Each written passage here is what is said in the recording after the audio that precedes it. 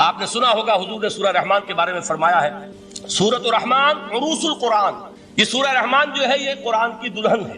جیسے دلہن کو آپ خوشنما لباس پہناتے ہیں، آراستہ پیراستہ اس کو گہنے اور اس کو زیور پہناتے ہیں، تو جس طریقے سے سجاتے ہیں آپ دلہن کو، اللہ تعالیٰ نے ایک سورت قرآن مجید میں یہ ایسی رکھی ہے سورہ رحمان کی، اسے خوب سجایا ہے۔ اس میں الفاظ کا در و بست، اس کا اپنا ایک ڈیوائن میوزک ہے۔ وہ تو اللہ تعالیٰ قراء جو ہے خاص طور پر مصر کے قراء، اللہ تعالیٰ ان پر رحمت نازل فرمائے، ان کی خطاؤں سے درگزر کرے۔ جس طرح قرآن کے انٹرنسک میوزک کو انہوں نے واضح کیا ہے، واقعہ یہ ہے کہ اگر یہ لوگ نہ ہوتے، شیخ عبد الباسط محمد عبد الصمد، شیخ محمود خلیل الحسنی، یہ لوگ کہ جنہوں نے قرآن کے اس غنا میوزک، یہ لفظ جو ہے آپ حیران نہ ہو کہ میں یہ کچھ توہین کر رہا ہوں قرآن کی، حضور نے یہ لفظ استعمال کیا ہے، تغنو، اس قرآن کو اچھی سے اچھی خوشلہانی کے ساتھ پڑھو۔ من لم یتغن بالقرآن فلیس منا، جو قرآن کو بہتر سے بہتر انداز میں، اچھی سے اچھی آواز میں، خوشلہانی کے ساتھ پڑھنے کی کوشش نہیں کرتا، وہ ہم میں سے نہیں ہے۔ بلکہ ایک مرتبہ حضور رات کے وقت آپ گشت پر تھے اپنے ساتھیوں کے حالات معلوم کرنے کے لیے۔ حضرت ابو موسیٰ اشعری رضی اللہ تعالیٰ عنہ ایک صحابی ہیں، ان کے گھر کے پاس سے گزر ہوا، وہ رات کو تہجد پڑھ رہے تھے، کھڑے ہوئے کیف کے عالم میں قرآن تلاوت کر رہے ہیں۔ حضور کو بہت پسند آئی ان کی قرات، کافی دیر تک وہاں کھڑے سنتے رہے۔ اب انہیں کیا پتا کون سن رہا ہے، بالکل اسی طرح سمجھ لیجئے ایک بات یاد آئی ہے، حضور فرماتے ہیں کہ جس طرح کان لگا کر اللہ قرآن کو سنتا ہے کسی چیز کو نہیں سنتا۔ ہمیں نظر نہیں آتا نا، ہمیں معلوم نہیں ہے، ہم قرآن پڑھ رہے ہیں تو سننے والا کون ہے؟ سب سے زیادہ کان لگا کر خود اللہ۔ یہاں اس لیے مجھے یاد آیا کہ ابو موسیٰ اشعری کو کیا پتا تھا کہ کون سن رہا ہے، وہ اپنی کیفیت میں نماز میں تہجد میں قرآن کی تلاوت کر رہے تھے، اور ظاہر بات ہے ان کے گھر ایکڑوں میں بنے ہوئے نہیں تھے، ایک ایک کمرہ، ایک ایک کوئی حجرہ، ایسے ہی تو گھر تھے نا صحابہ کے، لہذا حضور پاس سے گزرے، آواز آئی، کافی دیر سنتے رہے۔ اس کے بعد آپ تشریف لے گئے، صبح فجر میں ملاقات ہوئی تو حضور نے تحسین کے انداز میں فرمایا، یا ابا موسیٰ انک قد اوتیت مزمارا من مزامیر آل داؤد، اے ابو موسیٰ تمہیں تو آل داؤد کے سازوں میں سے ایک ساز اللہ نے عطا فرما دیا۔ جس طرح حضرت داؤد، لہن داؤدی مشہور ہے کہ جب وہ پچھلے پہر رات کو حمد کے ترانے الاپتے تھے، قرآن میں ہے کہ پرندے شامل ہو جاتے تھے ساتھ، اور پہاڑ وجد میں آتے تھے، پہاڑ بھی ان کے ساتھ شریک ہوتے تھے، تو جس طرح کا اللہ نے ان کو لہن عطا فرمایا تھا، حضور نے تحسین کے انداز میں فرمایا ہے ابو موسیٰ اشعری، اللہ نے تمہیں بھی آل داؤد کے سازوں میں سے ایک ساز عطا فرمایا۔ بہرحال قرآن مجید کا جو یہ میوزک ہے، قرآن کے الفاظ کا جو حسن ہے، جہاں تک حسن معنوی ہے وہ تو ہر لفظ میں ہے، لیکن یہ حسن ظاہری، حسن صوتی، حسن لفظی، یہ اپنے کلائمیکس پر آپ کو نظر آئے گا سورہ رحمان۔ لیکن قرآن میں یہ سورت اس اعتبار سے بھی ممتاز ہے، اس کی 4 آیات پر ذرا توجہ کریں گے، عجیب حقائق سامنے آئیں گے۔ جہاں یہ قرآن مجید کے حسن صوت اور حسن لفظی کی معراج ہے، وہیں اس کی پہلی 4 آیات میں 4 چوٹی کی چیزوں کا ذکر ہے، سب سے اونچی چیز ہے۔ پہلی آیت کیا ہے؟ الرحمن، ایک آیت ہو گئی۔ رحمان کیا ہے؟ اللہ کا نام ہے۔ کبھی آپ نے غور کیا اللہ کے ناموں میں سب سے پیارا نام کون سا ہوگا؟ رحمان۔ کیوں؟ اس کا مادہ کیا ہے؟ رحمت۔ ہمیں سب سے بڑھ کر جس چیز کی ضرورت ہے وہ کیا ہے؟ رحمت خداوندی۔ نام اچھی طرح سن لیجئے اس حضور کے قول کو۔ حضور فرماتے کوئی شخص جنت میں مجرد اپنے عمل کی بنیاد پر داخل نہیں ہو سکے گا جب تک کہ رحمت خداوندی دستگیری نہ کرے۔ کسی صحابی نے بڑی ہمت اور جرأت کا ثبوت دیا کہ پوچھ لیا، کیا حضور آپ بھی؟ جب آپ نے فرمایا کوئی شخص داخل نہیں ہو سکتا جنت میں محض اپنے عمل کی بنیاد پر جب تک کہ رحمت خداوندی جو ہے وہ دستگیری نہ فرمائے۔ پوچھا گیا کیا آپ بھی؟ آپ نے فرمایا ہاں میں بھی۔ آپ انداز کیجئے کہ اگر محمد الرسول اللہ بھی رحمت خداوندی کے ضرورت مند ہوں تو تابع دیگرہ چے رسد، ہماری تو سب سے بڑی ضرورت رحمت خداوندی۔ اب یہ رحمت جو ہے قرآن مجید میں اللہ تعالیٰ کی یہ شان 2 الفاظ کے ذریعے سے آتی ہے، رحیم اور رحمان، اور کوئی مادہ نہیں ہے جس سے 2 نام بنتے ہوں اللہ کا، لیکن یہ مادہ ہے واحد رحمت کا کہ جس سے رحمان بھی ہے رحیم بھی ہے۔ رحیم صفت مشبہ ہے، رحمت دائم ہو جائے گی، مستقل ہوگی تو رحیم کہیں گے، اور رحمان اس میں رحمت کی ہے وہ شان ہے کہ جیسے ٹھاٹھے مارتا ہوا سمندر ہو، ہیجان کی کیفیت، طوفانی کیفیت، رحمت خداوندی کا طوفانی جوش، وہ ہے رحمان۔ آپ تو رہتے اس علاقے میں ہیں، آپ کو معلوم ہے عرب اگر بھوکا مرا جا رہا ہو تو کیا کہے گا؟ انا جوعان۔ پیاسا مرا جا رہا ہو انا عطشان۔ بہت غضبناک ہوگا غضبان، غضبان آصفہ قرآن میں آیا ہے، بہت غضبناک۔ رحمان جس کی رحمت جو ہے جوش میں ہے، ٹھاٹھے مارتے ہوئے سمندر کے معنی میں۔ تو یہ اللہ تعالیٰ کے ناموں میں سب سے پیارا نام۔ اب آگے چلیے، الرحمن علم القرآن، رحمان نے قرآن سکھایا۔ رحمت خداوندی کا سب سے بڑا مظہر، رحمان کی رحمانیت کا سب سے بڑا مظہر قرآن ہے۔ ان میں جو منطقی ربط ہے اس کو سمجھتے جائیے۔ اچھا آپ یہ سوچئے جو علم بھی انسان کو حاصل ہوا وہ کس نے دیا؟ اللہ نے. سائنس کا علم کس نے دیا؟ اللہ نے. علم آدم الاسماء کلھا، وہ علم الاسماء جو حضرت آدم کو دے دیا گیا تھا ازل میں، یہ اسی کا ظہور ہے، یہ اسی کی ایکسفولیشن ہے جو ہو رہی ہے اور ہوتی رہے گی ابھی. اور دوسرے علم ہے وہ کس نے دیا؟ اللہ نے.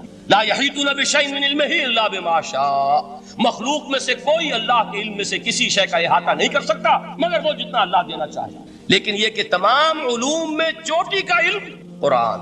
نوٹ کرتے جائیے، چوٹی کی چیزیں جمع کیجیے. اللہ کے ناموں میں چوٹی کا نام رحمان. اللہ نے جو کچھ انسان کو سکھایا اس میں چوٹی کا علم قرآن. خلق الانسان، انسان کو پیدا فرمایا. سوال یہ کہ حیوانات کو کس نے پیدا فرمایا؟ آسمان کس نے پیدا کی؟ زمین کس نے پیدا کی؟ فرشتے کس نے پیدا کی؟ کیا مطلب خلق الانسان؟ اس کی تمام مخلوقات میں اس کا کلائمیکس، اس کی تخلیق کی معراج، اس کے تخلیق کا نقطہ عروج انسان ہے. یہ ہے کہ جو مسجود ملائک بنا ہے. وَلَقَدْ كَرَّمْنَا بَنِي آدَمَ وَحَمَلْنَاهُمْ فِي الْبَرِّ وَالْبَحْرِ وَرَزَقْنَاهُمْ مِنَ الطَّيِّبَاتِ وَفَضَّلْنَاهُمْ عَلَى كَثِيرٍ مِّمَّنْ خَلَقْنَا تَفْضِيلًا. تو تخلیق میں سب سے اونچی تخلیق انسان کی. علموں میں سب سے اونچا علم قرآن کا. اللہ کے ناموں میں سب سے اونچا نام رحمان. تقاضے پورے کرو.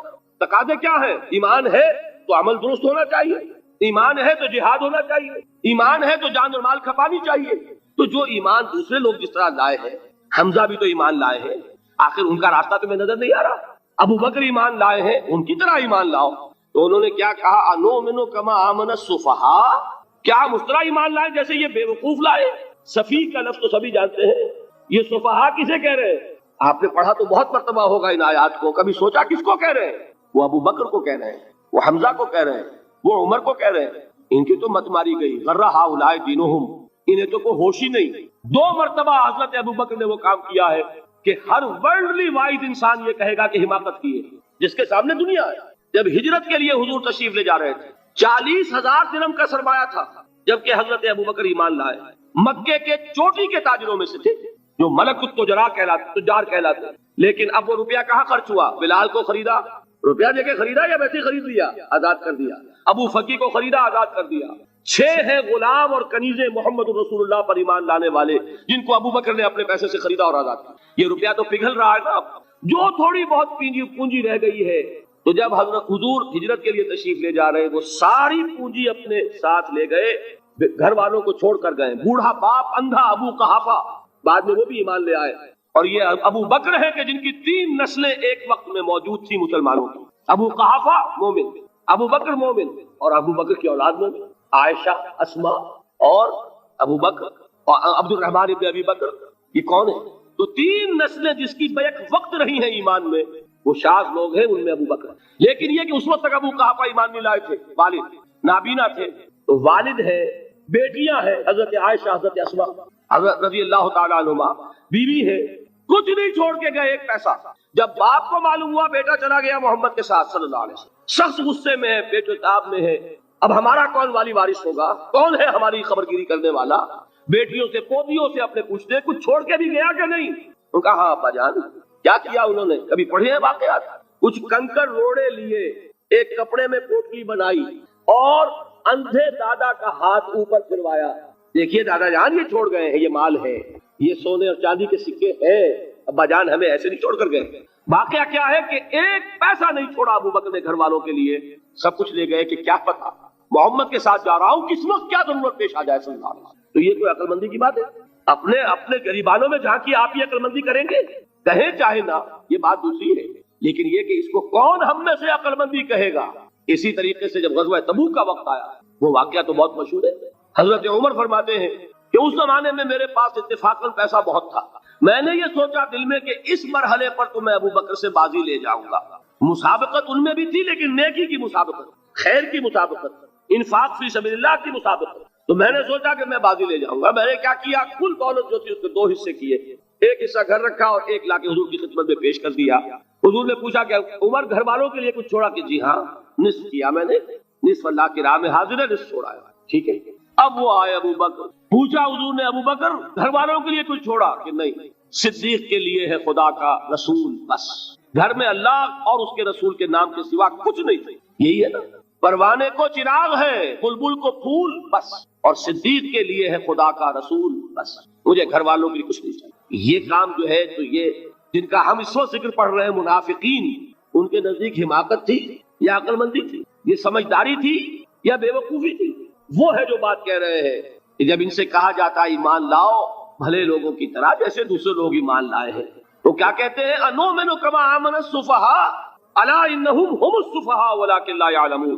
آگاہ ہو جاؤ، اصل احمق یہ ہے، اصل بے وقوف یہ ہے، انہیں نہیں پتا کہ حقیقت کیا ہے، نفع کیا ہے، نقصان کیا ہے۔ وہ جو بات میں نے سورۃ العصر میں بیان کی تھی، والعصر ان الانسان لفی خسر الا الذین آمنوا وعملوا الصالحات وتواصوا بالحق وتواصوا بالصبر۔ جس کے ذہن اور قلب پر یہ صورت کندہ ہو جائے گی، اس کے نزدیک عقل مندی یہ ہے کہ سب کچھ اللہ کی راہ میں لگا دو۔ جس کے دل میں یہ بات بیٹھی نہیں، اس کے لیے عقل مندی یہ ہے کہ بچا بچا کر رکھو، چھپا چھپا کر رکھو، سنبھال سنبھال کر رکھو۔ عقل مندی کا اس میں تقاضا کچھ اور، اس میں تقاضا کچھ اور۔ لیکن یہاں بھی فرمایا ولکن لا یعلمون، انہیں ابھی علم نہیں ہے اس کا۔ اس سے پہلی آیت میں بھی فرمایا ولکن لا یشعرون، انہیں شعور نہیں ہے۔ دیکھیے میں آپ کو بتا رہا تھا یہ وہ غیر شعوری نفاق ہے، یہ بڑھتا چلا جا رہا ہے۔ پہلے جھوٹا بہانہ تھا، پھر جھوٹی قسمیں ہوئی، پھر دشمنی ہو گئی صادق الایمان، جو جان اور مال لگا رہے ہیں، نچھاور کر رہے ہیں پروانہ وار، اللہ پر، اللہ کے دین کے اوپر نثار کر رہے ہیں اپنے آپ کو، ان سے عداوت، ان سے دشمنی، ان کا بغض، یہ تھرڈ سٹیج تک پہنچ گئے۔ اب بھی وہ اپنے آپ کو منافق نہیں سمجھتے، وہ سمجھتے عقل مند تو ہمیں، یہ تو بے وقوف ہے۔ ہم ہیں اصل میں بھائی، سمجھ کے چلنا چاہیے، تیل دیکھنی چاہیے، تیل کی دھار دیکھنی چاہیے، دائیں بائیں سے دیکھنا چاہیے، حفاظت کا بھی خیال ہونا چاہیے۔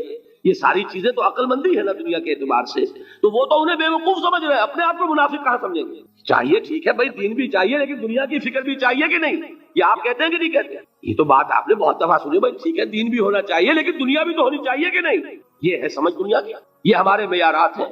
یہی وجہ ہے کہ دین ذلیل سے ذلیل تر ہو رہا ہے۔ دین وہ جو میں نے حال ہی کے اشعار سنائے تھے کہ پستی کا کوئی حد سے گزر نہ دیکھے، اسلام کا گر کر نہ ابھر نہ دیکھے، مانے نہ کبھی کہ مد ہے ہر جزر کے بعد دریا کا ہمارے جو اتر نہ دے۔ یہ دریا چڑھا کب تھا؟ جب صحابہ کرام نے وہ فینیٹسزم جس کو آج ہم کہیں گے، اس کا جب مظاہرہ کیا، اس کا ثبوت دیا، دامے درمے سخنے، جان مال تن دھن سب لگا دیا، تو اللہ کے دین میں بہار آ گئی، رونق آ گئی، دین کا غلبہ ہو گیا۔ اور جب ہم اپنے سمجھ کر رکھیں گے تو ظاہر بات ہے کہ اس کا تو پھر جو حشر ہوگا وہ وہی۔ دین میں کمزوری، ہماری دنیا جو ہے پھل رہی ہے، پھول رہی ہے، دین جو ہے وہ کمزور ہوتا چلا۔ یہ ہے تھرڈ سٹیج اس نفاق کی، کہ جس کے بعد اب کوئی امکان واپسی کا نہیں ہے۔ یہ غیر شعوری نفاق، جان لیجئے کہ یہ نہیں ہے کہ ماضی ہی ماضی میں تھا، اب اس کا کوئی امکان نہیں، یہ نہ سمجھیے۔ اب بھی یہ نفاق جو ہے، یہ میں بتا دوں آپ کو، ایک عام آدمی ہے، دین کا تقاضا ہی سامنے نہیں ہے، اسے پتہ ہی اتنا ہے کہ اللہ کے دین کا تقاضا نماز روزہ، وہ نماز روزہ کر رہا ہے، اس پر نفاق کا حملہ نہیں ہوگا۔ اس کو آپ کہہ دیں کہ اس کی سمجھ کم ہے، اس کا شعور کم ہے، اسے پتہ نہیں ہے، دین کے تقاضوں سے واقف نہیں ہے، وہ بچا ہوا ہے، وہ محفوظ ہے۔ وہ جو میں نے آپ سے کہا تھا پرسوں، اور ایک صاحب نے جواب دیا مجھے بعد میں کہ آج آپ نے جو بات کہی ہے تو کل لوگ کم آئیں گے، آپ نے ڈرا دیا کہ یہ جو تقاضے دین کے سامنے آ رہے ہیں تو اس سے ذمہ داری بڑھ رہی ہے۔ اب جس نے سمجھ لیا ہے پھر پیچھے رہے، وہ نفاق کے خطرے میں ہے۔ جسے سمجھ ہی نہیں ہے وہ پھر بھی کوئی نہ کوئی عذر پیش کر سکے گا کہ اللہ ان مولویوں سے پوچھ جنہوں نے ہمیں بتایا نہیں، انہوں نے تو دین کے تقاضے ہمیں یہ بتائے نہیں، انہوں نے تو ہمیں نور اور بشر میں چکر دے کے لڑائے رکھا، ان سے پوچھ۔ اصل سے مجرم جو ہے وہ یہ ہے، وہ واقعہ یہ ہے کہ کسی درجے میں بچیں گے کہ دین چاہتا کیا ہے، دین کے تقاضے کیا ہے، توحید کی حقیقت کیا ہے، شرک کی حقیقت کیا ہے، اس کی طرف اگر توجہ ہی نہیں دلائی جا رہی اور اس غریب کو پتہ ہی نہیں، اسے پتہ ہی صرف یہ ہے کہ کھڑے ہو کر سلام پڑھنے میں اتنا فائدہ ہوتا ہے، وہ پڑھ رہا ہے بیچارہ، لہذا اس کا معاملہ آسان ہے بنسبت اس شخص کے کہ جس کے سمجھ میں آ گیا ہو، بات اس نے پالی ہو، دین یہ چاہتا ہے، دین اپنا غلبہ چاہتا ہے۔ علامہ اقبال نے غالب پر ایک جو نظم لکھی ہے باغ درا میں ہے، اس کا ایک شعر بڑا پیارا ہے، گیسوئے اردو ابھی منت پذیر شانہ ہے، شمع یہ سودائی یہ دل سوزی یہ پروانہ ہے۔ یہ دین جو ہے یہ تو چاہتا ہے کہ اہل ایمان پروانہ وار اس شمع پر نثار ہو جانے لگا دے، گردنیں کٹوا دے۔ وَلَا تَقُولُوا لِمَنْ يُقْتَلُ فِي سَبِيلِ اللَّهِ أَمْوَاتٌ بَلْ أَحْيَاءٌ وَلَكِنْ لَا تَشْعُرُونَ۔ اور اگر اس سے پیچھے ہٹیں گے، قدم پیچھے ہٹا نہیں کہ نفاق کی زد میں آئے نہیں، وہ نفاق کی پہلی stage, second stage, third stage, وہاں پہنچ گئے، واپسی نہیں۔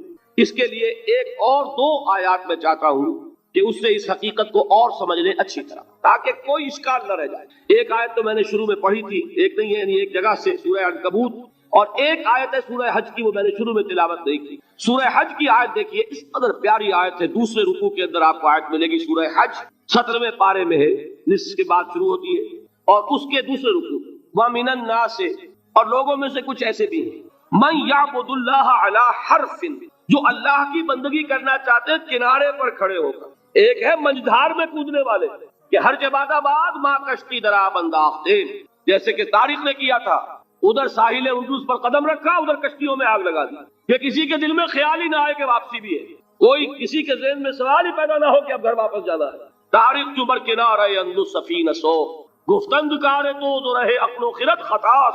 دیکھیے وہی عقل اور بے وقوفی والی بات آ گئی، لوگوں نے کیا یہ طارق کیا کیا، عقل مندی کی روح سے تو یہ غلطی کی تم نے۔ عقل تو یہ سکھاتی ہے کہ ذرا سنبھل کر چلو، جذبہ یہ کہتا ہے کہ نہیں، واپسی کا کوئی سوال نہیں۔ اس نے اقبال نے یہی نقشہ کھینچا ہے کہ بے خطر کود پڑا آتش نمرود میں عشق، عقل ہے